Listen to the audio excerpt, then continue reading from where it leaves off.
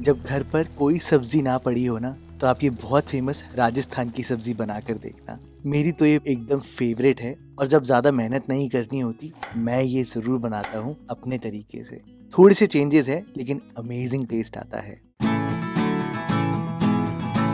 Hello दोस्तों, मैं हूँ Bharat. Welcome to my cooking vlog. तो फिर देर किस बात की, चलो फिर शुरू करते हैं। अब दोस्तों, मैंने यहाँ पर लगभग 7 छोटे प्याज लिए हैं। बहुत छोटे नहीं हैं, इसको मीडियम साइज ही बोलेंगे। अगर आपको एकदम छोटे वाले मिलते हैं तो आप बिल्कुल उसका यूज करना, उनका तो टेस्ट ही एकदम अलग आता है।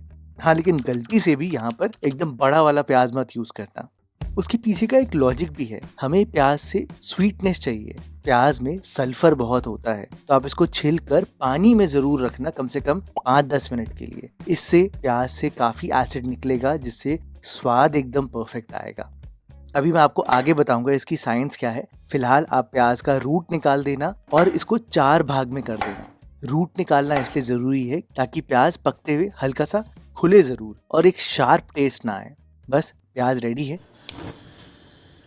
फटाफट से कढ़ाई लेते हैं और कढ़ाई में आपने सबसे पहले डालना है सरसों का तेल। इसका स्वाद ही एकदम डिफरेंट आता है। हाई फ्लेम पर आप सरसों के तेल को जलाना और एकदम गरम गरम खौलते हुए तेल में आप यहाँ पर सारे प्याज को डाल देना। प्याज को कोई आपको ज़्यादा देर तक भुनना नहीं है, हल्का सा कलर चेंज होने तक पकाना है और इसको स्टर करते रहना। नहीं तो आपको पता ही है कि प्याज तो रुलाते हैं। सही से अगर नहीं पके तो खाने में भी आपको रुला देंगे। बस हल्का सा कलर लेना और यहाँ पर 80% प्याज यानी कि लगभग 5 प्याज को निकाल लेना। 2 को कढ़ाई में ही रहने देना। इसी में ही अब आपने डालने हैं टमाटर। अगर बहुत बड़े हैं तो 2 काफी होंगे, नहीं तो 3 आप ले लेना हाइब्रिड टमाटर। ये जो सूखी लाल मिर्चें डाली है ना, ये कॉम्बिनेशन बहुत बढ़िया लगता है मीठे प्याज और स्पाइसी मिर्चों का। लहसुन डालना भर के और 1 इंच के आसपास अदरक है ये।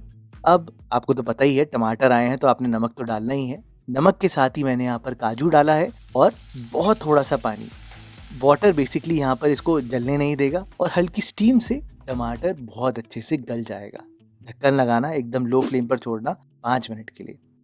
यहाँ पर ये स्टेप अगर आपने अच्छे से किया तो ग्रेवी का स्वाद ही एक्सीलेंट आएगा। नहीं तो आप मान के चलो, ग्रेवी गड़बड़, रेसिपी गड़बड़।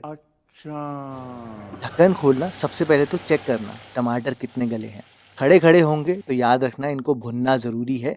एकदम गले हुए टमाटर चाहिए। तो मैंने तो 2-3 मिनट और पकाया। टमाटर जैसे ही सॉफ्टनेस में आ गए, ये देखो हल्का सा कड़छी डालते ही ये एकदम सॉफ्ट हो रहे हैं। तो बिल्कुल इस स्टेज तक आपने पकाना है। गैस को अब आप बंद कर देना और यहाँ पर इसको ठंडा होने के लिए छोड़ देना। ठंडा करके ही ग्राइंड करना। अगर पहले करोगे तो इसके जो सेल स्ट्रक्चर है वो जुड़ते नहीं है और वो ग्रेवी का टेक्सचर नहीं आता।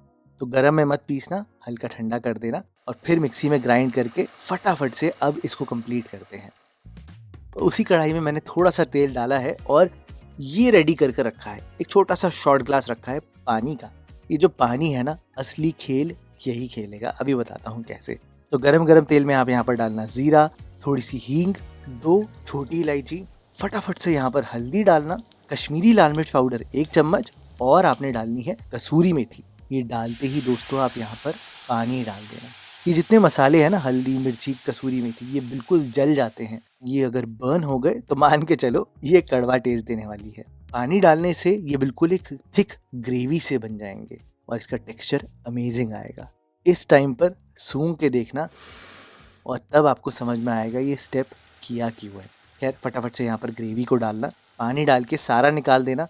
याद रखना, ज़्यादा पानी डाल के निकालोगे उतनी ही मेहनत करनी पड़ेगी उसे उड़ाने में, तो कम पानी डाल के करना।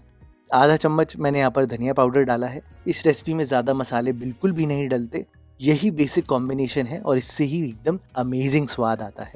बस अब आप भुनना जब तक कि सारा पानी गायब नहीं हो जाता। वो स्टेज आ जाए तो आप यहाँ पर चाहो तो मेरी तरह 1 चम्मच लाल मिर्च पाउडर और डाल सकते हो। मैं थोड़ा स्पाइसी बना रहा हूँ क्योंकि मैंने खाया भी ऐसा ही है। और जल्दी करने के लिए यहाँ पर ढक्कन लगा देना। ग्रेवी तो वैसे हमारी पूरी पकी हुई है, हमें अब बेसिकली सेट करना है सब कुछ। तो जब ये थोड़ी थिक हो जाए, देखो बिल्कुल ऐसे, तो अब आप यहाँ पर डालना भर के जो दूध के ऊपर मलाई आती है ना, वो लगभग 2 टेबलस्पून भर के डालना दोस्तों। बहुत अमेजिंग स्वाद आता है उससे। मलाई को आपको यहाँ पर ज़्यादा भुनना नहीं है, थोड़ा सा बस इसको सेट करना है।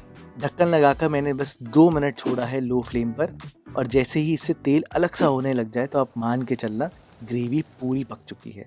बस अब आपने यहाँ पर गरम मसाला डालना है 1 चम्मच। याद रहे हमने ज़्यादा मसाले तो डाले ही नहीं है। और हल्का पानी डालना, बहुत थोड़ा सा, इसलिए ताकि प्याज जो है उनकी शार्पनेस और कम हो जाए और वो स्वीटनेस में ही आए। मैंने डायरेक्टली यहाँ पर सारे प्याज डाल दिए हैं और मैं इसको अच्छे से मिलाकर लो फ्लेम पर 5 मिनट के लिए छोड़ दूंगा। यही सबसे इम्पोर्टेंट स्टेप है। बैलेंस तभी आएगा, याद रखना, नहीं तो अगर प्याज की शार्पनेस रह गई वो टेस्ट नहीं आएगा। अब जब आप ढक्कन खोलोगे आप खुद ही देखना, तेल भी इससे अलग होना शुरू हो चुका होगा, ग्रेवी भी एकदम थिक हो जाएगी और तब आपको मिलेगी ये राजस्थान की मलाई प्याज की रेसिपी। एकदम अमेजिंग बनती है दोस्तों, आप बना कर ज़रूर देखना। चाहे घर में सब्जी हो ना हो तब भी आप ये ज़रूर बनाओगे।